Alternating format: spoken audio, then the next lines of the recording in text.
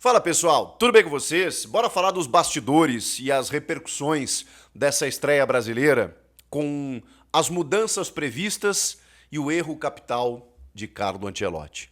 Chega mais, eu sou o Chico Garcia, inscreva-se no canal e vamos juntos.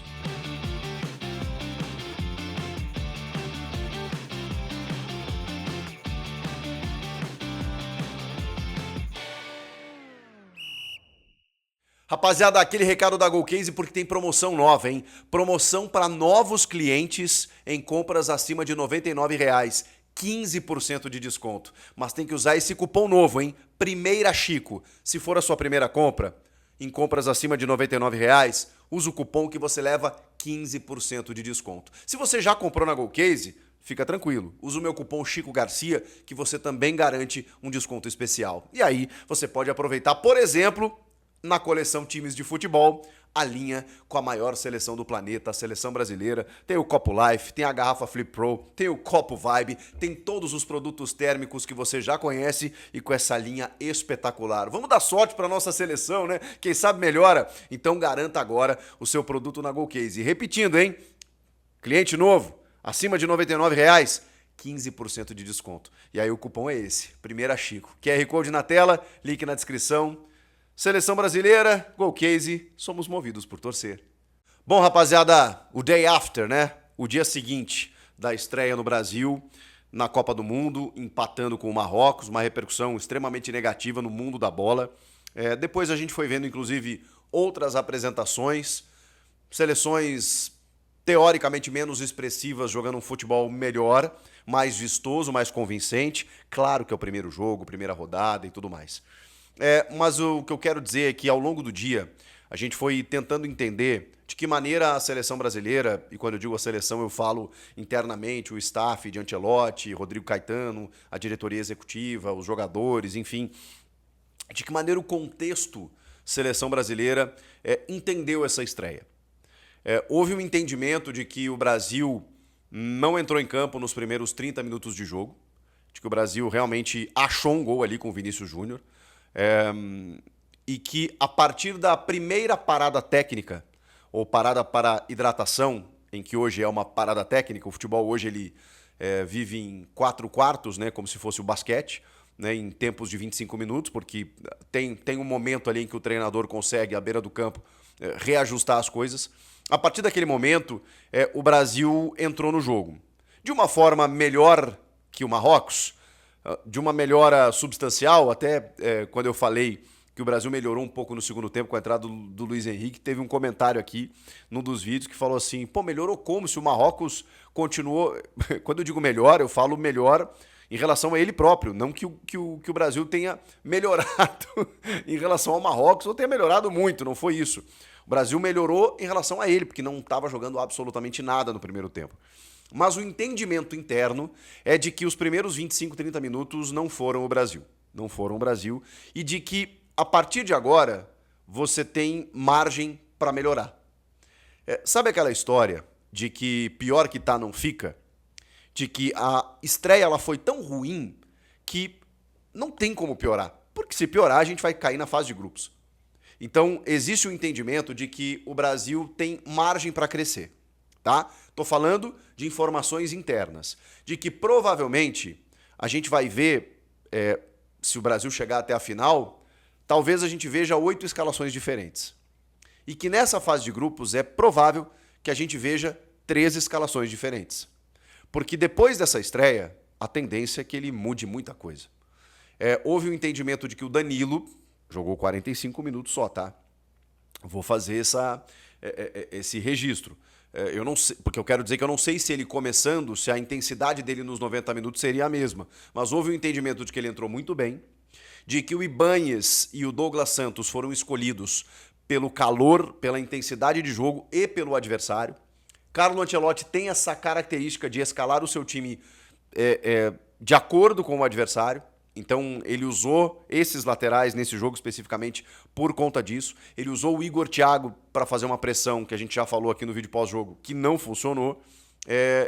E a partir de agora, a tendência é ele modificar. Inclusive, a projeção para o jogo contra o Haiti indica o Luiz Henrique, o time do segundo tempo. O Luiz Henrique pelo lado direito, o Vini pela esquerda, o Matheus Cunha atrás do 9 e o falso 9 sendo o Rafinha. Em que eles trocam, na verdade, né? O Rafinha pode cair por dentro e o Matheus Cunha pode ser o centroavante e voltando também para construir. Quando o Brasil é atacado, ele fecha o lado esquerdo e aí você tem o Rafinha fechando o lado direito com o Luiz Henrique, ou o contrário, né? O Luiz Henrique também acaba descendo o corredor para liberar Rafinha e Vinícius Júnior. O fato é, esse time que pode ou deve começar contra o Haiti, a gente vai falar sobre ele ao longo da semana, era basicamente o que a gente imaginava na estreia. E aí ele foi mudando, foi indicando o Lucas Paquetá por ali. A presença do Igor Thiago foi uma completa surpresa, né? A gente não imaginava, né, que ele pudesse estrear na Copa do Mundo, um cara que chegou tão depois no ciclo. E aí o grande pecado do Carlo Ancelotti são dois, na verdade, né? O primeiro é que ele tinha uma ideia e simplesmente ele acabou sacrificando o entrosamento do time, uma possibilidade de você ter uma conexão maior entre os setores, colocando em campo um time que nunca tinha entrado em campo. Isso para mim foi absurdamente o que ele fez. Numa estreia de Copa do Mundo, você simplesmente jogar jogadores ao léu dentro do campo, mesmo que ele tenha treinado por alguns dias, e esperar que eles fossem dar resultado. E aí quando a gente enfrenta uma equipe que trabalha mais tempo, que joga mais tempo junto, que tem um coletivo melhor, a gente viu o que aconteceu. Então a nossa preocupação, ela existe, ela é grande, mas internamente, e aí eu linko, né, informação com opinião. A informação é de que o Brasil começou mal, mas que ele tem uma margem para crescer. E aí vem o meu esforço para ser otimista. Porque, caramba, é só nisso que eu posso me apegar. Porque a estreia foi muito ruim. Muito ruim. O Marrocos não criou tantas chances claras de gol, o Alisson não fez tantas defesas assim, mas é exatamente por isso, né? Uma seleção mais qualificada criaria muito mais chances, pelo controle de jogo que Marrocos teve. Essa indicação para o segundo jogo com esses jogadores me preocupa também.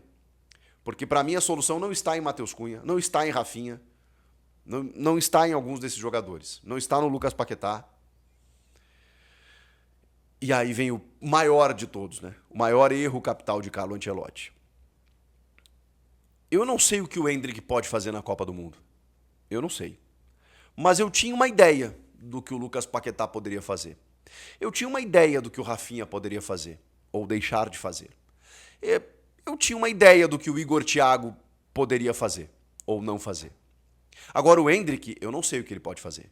O que eu sei é que sempre que ele entrou, ele correspondeu. Seja começando, seja com poucos minutos, seja com muito pouco tempo. Mesmo na fogueira. Do tipo, moleque, quero ver se você é bom mesmo. Vai lá e entra e resolve. E faltando 5 minutos, ele ia lá e resolvia. O Endrick, ele sempre furou a fila de todo mundo. Ele sempre quebrou protocolos. Ele sempre contrariou as estatísticas. Ele sempre foi o time o jogador que não respeitava muito o tempo. Porque os desiguais, eles não respeitam o tempo. Os diferentes, eles têm um tempo diferente. Eles trabalham em outra rotação. Eles têm uma outra atmosfera, uma outra aura, como a gente brinca, em relação ao Endrick, pela idade que ele tem, né? Ele farma a aura toda vez que ele entra em campo. Então, quando você tem um jogador assim, você não ignora. Você não pode desprezar. Você não pode desconsiderar. Você não pode fechar os olhos, porque isso custa caro. Carlo Ancelotti, se ele não se render, se ele for teimoso a esse ponto, nós de novo, não é que a gente vai perder a Copa do Mundo, porque hoje a gente nem coloca essa possibilidade, mas a gente vai passar vexame, a gente vai passar vergonha. Se o Brasil não colocar Endrick para jogar, eu não sei se a gente não vai ser eliminado de qualquer forma e se a gente não vai sofrer com o Endrick. Eu não sei, mas eu tenho certeza que sem ele vai ser bem mais difícil. Bem mais difícil. É por isso que eu entendo o clamor de alguns pelo Neymar. Porque o Neymar, tecnicamente, sabemos, é o jogador mais diferente que temos. Mas hoje o Neymar, eu não posso contar com ele. Ele vai começar a trabalhar com bola para quem sabe jogar alguns minutos contra o Haiti e talvez contra a Escócia. E quem sabe no mata-mata. O Endrick, ele tá assim, ó, na beira do campo. Ele tá alongando, ele tá concentrado, ele já tá com a chuteira calçada. E o cara não coloca ele. Então, isso eu não consigo entender. Isso eu não consigo concordar. Em você preterir o Endrick em relação a Matheus Cunha, a Igor Thiago, por mais compromisso tático que eles tenham, por mais qualidade que eles tenham no sentido coletivo, você não pode menosprezar o diferente. Você não pode menosprezar aquele jogador que vai quebrar o paradigma do teu jogo. E é isso que o Endrick faz. Onde ele tá, ele pega a bola e ele vai para dentro do gol. Talvez seja medo disso acontecer, mas eu não consigo acreditar nisso, porque o Carlo Ancelotti é tão experiente e ele quer ganhar uma Copa do Mundo, eu tenho certeza que ele quer. E como é que você ganha uma Copa do Mundo? Como é que você ganha jogos? Você tem que ter os melhores. Não os melhores para você, daquilo que você pensa, daquilo que você imagina. O melhor para o time. O cara que vai resolver o teu problema. Não tem explicação. De verdade, gente. Não tem explicação. Talvez se o Brasil tivesse vencido, a gente estaria aqui com outro discurso, mas a questão é que não venceu, não jogou bem, e quem ele escolhe não resolve. E esse menino sempre resolveu. No Palmeiras, desde os 15 anos, 16, quando ele assina o primeiro contrato profissional, e tinham calma com ele, tinham cautela com ele, e ele dizia, eu não quero calma, eu não quero cautela, eu quero vestir a camisa do Palmeiras e eu quero ser campeão brasileiro. Eu quero jogar uma Libertadores. Eu quero ser campeão antes de ir embora. Era isso que o Endrick falava. Falava no campo, inclusive. E é o que ele está fazendo na seleção. E, pô, o Ancelotti foi resistente até o último instante para levar o guri. Levou. Vai fazer isso? Vai fazer essa birrinha de deixar no banco? Que isso, Ancelotti? Você é um cara experiente, vitorioso. Você reconhece o talento jovial brasileiro? Ou tem alguma coisa muito estranha nisso tudo, que eu não sei o que é, ou ele vai precisar se convencer logo, logo, para não pagar um preço muito alto. E aí, essas coisas, em Copa do Mundo, elas entram para a história. Ele já renovou o contrato dele até 2030. Ele não vai ter sossego. Se ele não fizer, não é o que o Brasil quer, o que o torcedor quer, é o que o campo quer. O campo está dizendo para ele, não seja injusto. Os sinais estão aqui. Basta ele querer enxergar. Comenta aqui, inscreva-se no canal. Eu volto na próxima. Tchau!